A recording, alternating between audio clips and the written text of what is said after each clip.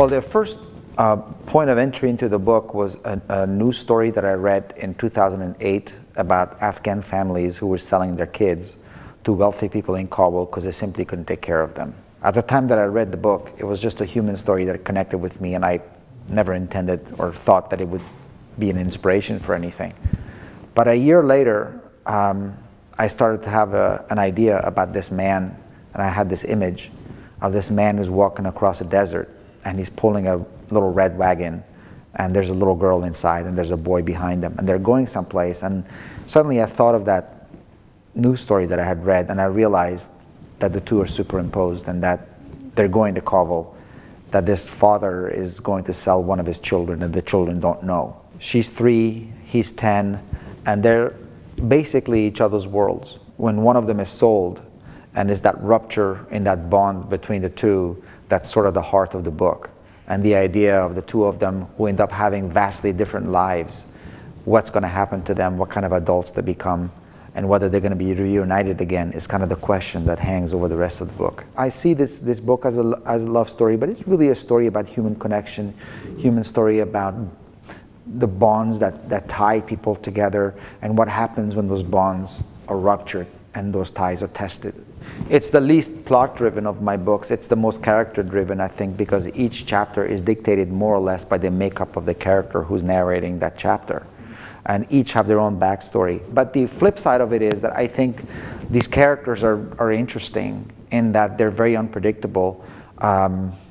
They're messy. By the time you're done with one or two of those characters, you're not quite sure how you feel about them. It's the least autobiographical of my 3 books in terms of actual events and so on, but it feels to me the most personal. The chapter with Idris, and he's a successful physician who lives in Northern California and who returns to Afghanistan after 20 years or so, after the fall of the Taliban.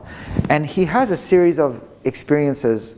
The actual events of what happened to him and what he does is fictional, but many of his observations about the experience of coming back to Kabul are very much my own. I only had to tap into my own memory of my first visit to create that for him. Like him, I went in 2003 and I felt both a sense of homecoming and a tremendous sense of being an outsider and hopelessly out of touch. I felt somewhat less than legitimate as an Afghan. I felt irrationally that I owed something to these people for what had happened to them. And I felt irrationally that my own life back home was excessive, and I became kind of judgmental of it.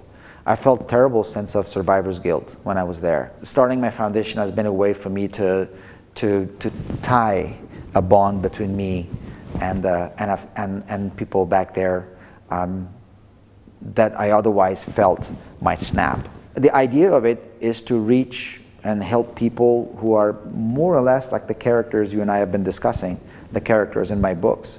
The main people that I want to reach out to are women and children, because traditionally they're the most vulnerable and the most deprived and marginalized groups. I think the success of my books has imposed on me an obligation, and that's the only way I see it. I think to be maybe the most fortunate Afghan in the world, and to have this kind of access to media, and to have the success that I've had, and the ability to reach people, and to simply not do anything. You only get one chance in life to be useful. You know, you only live one time, and it would be an incredibly wasted opportunity, and just be a terrible waste. So I want to capitalize on that for as long as people are willing to let me speak.